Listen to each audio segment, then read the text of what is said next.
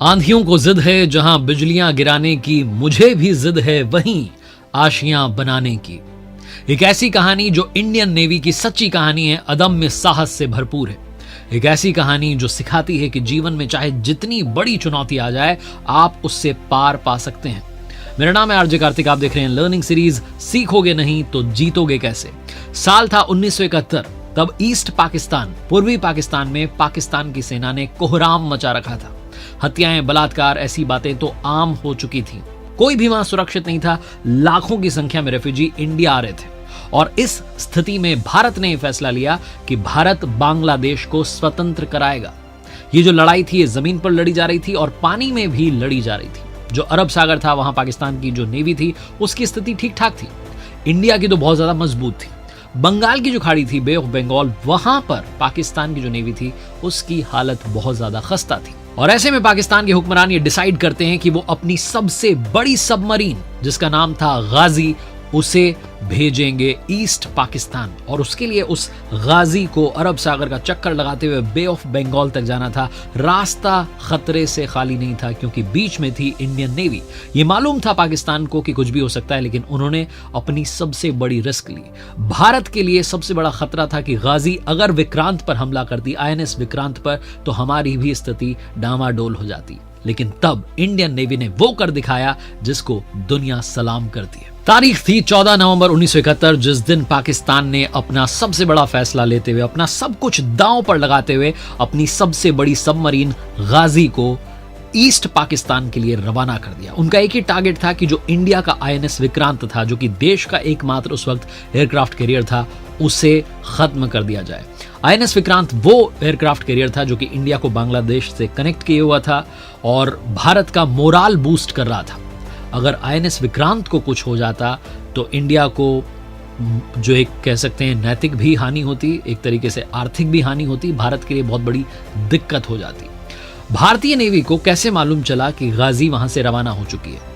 तो कराची से जब गाजी रवाना हुई तो इन लोगों ने एक मैसेज भेजा ईस्ट पाकिस्तान में चिटगांव में, और वहां की नेवी को मैसेज दिया कि एक स्पेशल ऑयल की रिक्वायरमेंट, एक लुब्रिकेंट की रिक्वायरमेंट है जो कि सबमरीन और माइन स्वीपर में इस्तेमाल होता था। ये मैसेज इंडियन नेवी ने पकड़ लिया और इन्हें समझ में आ गया कि एक स्पेशल लुब्रिकेंट की तलाश जो है ये लोग कर रहे हैं और वो इस्तेमाल होता था सिर्फ और सिर्फ गाजी के लिए। इन्हें समझ में आ चुका था कि गाजी रवाना हो चुकी है और अब भारत के लिए सबसे बड़ा खतरा है, INS विक्रांत को बचाना है। वहां से शुरू होता है भारतीय नेवी का प्लान। सबसे पहले इंडियन नेवी ने काम किया, INS विक्रांत को अंडमान सागर में भेज दिया गया। ये बे ऑफ बंगाल से थोड़ा नीचे का इलाका है। इसके बदले INS राजपूत को विशाखापट्टनम में भेजा गया। INS Rajput second world war में लड़ चुका था, पुराना हो चुका था, डिकमीशन होने वाला था, यानी कि पुर्जे उसके खोल के अलग करने वाले थे या फिर उसे म्यूजियम में रखने का प्लान था। तो प्लान ये बनाया गया कि INS राजपूत जो है वो विशाखापट्टनम के पास में रहेगा और इस तरीके से बिहेव करेगा, इस तरीके से सिग्नल भेजेगा कि वहां पर INS विक्रांत खड़ा हुआ है। यही मैसेजेस भेजने की जो प्लानिंग थी वो इंडियन नेवी की काम आई।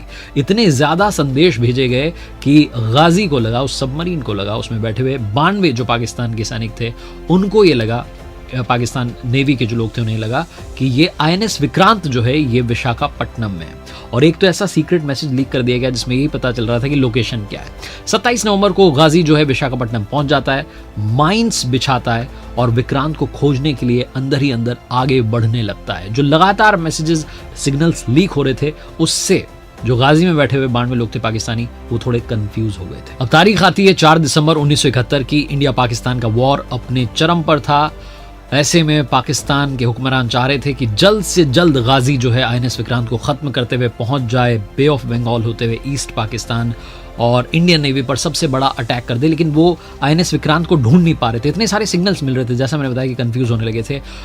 वो माइंस बिछा चुके थे, आगे निकल चुके थे, लेकिन इतने सारे सिग्नल्स के कंफ्यूजन में वापस आते हैं उसी रास्ते पर जहां माइंस बिछा करके निकले थे।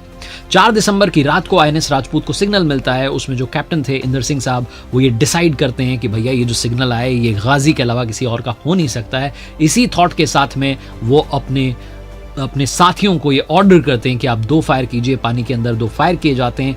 1 मिनट के अंदर जो है बड़ा ब्लास्ट होता है और गाजी जो है वो नेस्तनाबूद हो जाता है। ये इंडियन नेवी अपनी तरफ से कहती है कि इस तरीके से हमने गाजी को खत्म कर दिया। उसे खत्म कर दिया जो आईएनएस विक्रांत को मिटाने के लिए कराची से रवाना हुई थी। अगर उस वक्त आईएनएस विक्रांत को गाजी खत्म कर देती, ध्वस्त कर देती, तो शायद ईस्ट पाकिस्तान को जो आजाद कराने का सपना भारत ने, एक जिम्मा भारत ने उठा लिया था, वो कभी भी पूरा नहीं हो पाता। सबसे बड़ी प्रशंसा की जानी चाहिए आईएनएस राजपूत पर, जो भारतीय नेवी के योद्धा सवार थे उनकी। इंडियन नेवी के अदम्य साहस को, उस प्लानिंग को आज मैं सलाम करता हूं।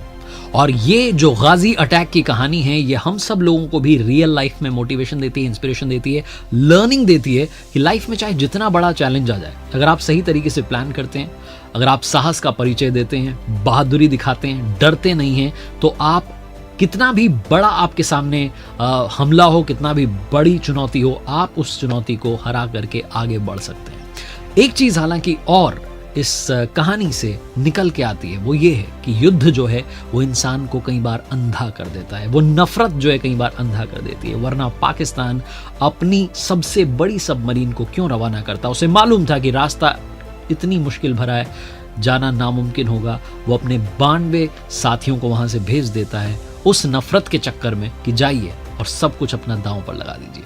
इस दुनिया में शांति ही एकमात्र आधार है जीवन जीने का, वो भी इस पूरे घटनाक्रम से सीखने को मिलता है। इंडियन नेवी को सलाम, इंडियन नेवी को प्रणाम। जय हिंद, जय भारत। सीखते चलिए हमारी नेवी से, हमारी फोर्सेस से, डिसिप्लिन क्या होता है, पैशन क्या होता है, देश के लिए प्रेम क्या होता है। और देखते रहिए मेरे साथ हर सोमवार सुबह 9:30 बजे एक मोटिवेशनल कहानी और हर शुक्रवार सुबह 9:30 बजे लर्निंग सीरीज का एक नया वीडियो। आप यूट्यूब पर सर्च कर सकते हैं RJ कार्तिक एक्स्ट्रास, जहां एक नया चैनल अदर देन मोटिवेशन शुरू किया है। आपका इंतजार रहेगा।